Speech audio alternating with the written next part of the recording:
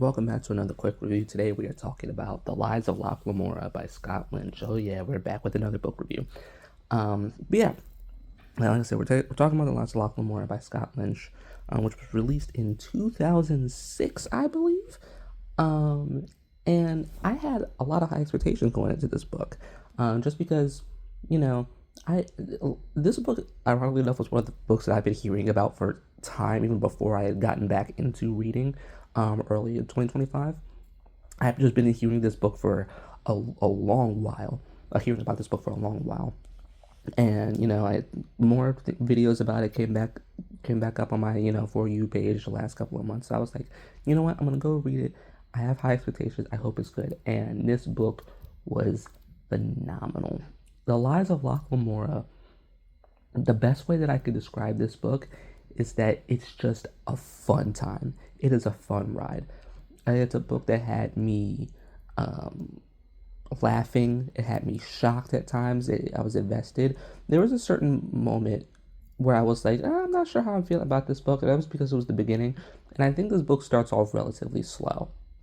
Or not relatively slow, but relatively weird. And it's just like there's not a ton going on, as is like as is kind of at the beginning of the book. But like you get to like the end of the chapter, and it's just the most insane thing you've read, or it's just like not insane, but just as opposed to what was being said throughout the chapter before. That last sentence will just throw you off guard. You're like, what in the world does that mean? But as the story got continued, the stakes were high and were enjoyable.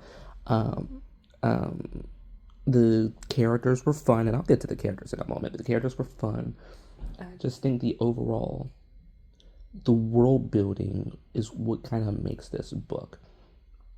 Um, because this book it is a fantasy book. It is like a fantasy heist book, right? But I'm trying to figure out how to describe it. I just think that the way that the world is described, the way that the power structures are described within society, um, is done really well. It just adds to the story. I love the backstory behind the Gentleman Bastards, and you know everything to do with gods and whatnot. I think that's really cool. And this is a story with magic and whatnot, right? This is a story that has magic in it, has a whole bunch of fantasy elements, but does not have our main characters using magic. And I think that's great. I think it's wildly different from what you normally see in a fantasy story. And we're about to, and I'm about to see how that changes, or if that's the same for other fantasy stories. I'm about to start reading Malice soon, but it's like wildly different from other fantasy stories, and I love that because I think one thing that does is that it adds on stakes. It never feels like a character is safe in this book. It never feels like a character has plot armor. And obviously, there is plot armor there, but it never feels like that. You know, there's a certain moment halfway through the book where certain characters die, or certain moments throughout the book where certain characters get like near close to death, where you start to feel worried, you start to feel scared for them, despite not having not having too much time with them.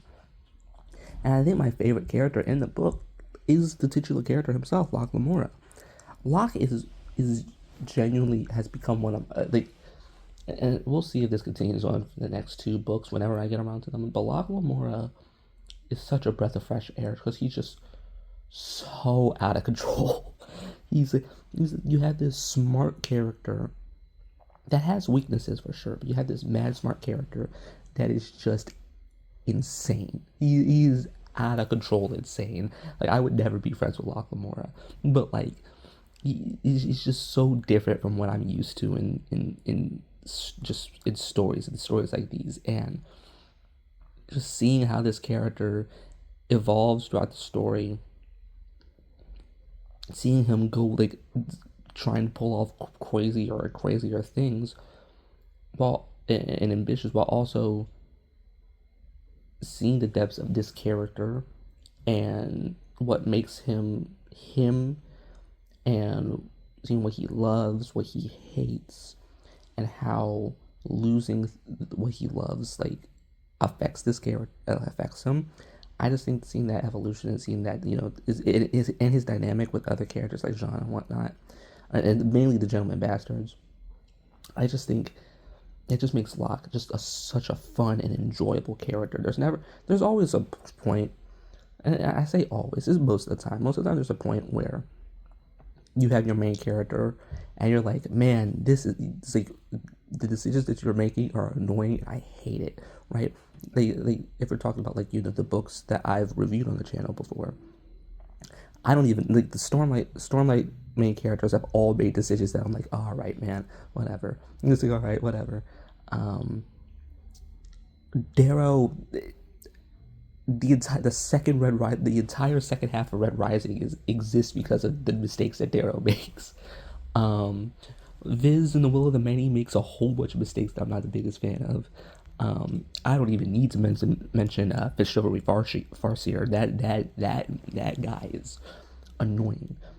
There's never a moment in this book where I'm like, I'm annoyed by this character. I'm annoyed by this main character. I think that's why I love it so much. But yeah, I'm rambling. This is definitely like very quick thoughts after reading it because I finished it like 12 o'clock right now, so about 2 hours ago. But yeah, Eliza Locke Lamora is a 10 out of 10. It is a genuinely phenomenal book. I love everything about it. I want to read the next two books, but I'm worried they're not going to be as good, as well as I got other stuff I want to read. And yeah, as much as I love this book, I think that this is also a really good stopping point for me just for now until I get around to the other two books. As well as because the series is not finished, I don't really want to commit to it, or go all the way into committing to it. But whatever, I'm still rambling. But yeah, thank you for watching. Highly recommend The Lies of Locke Lamora. See ya. Bye.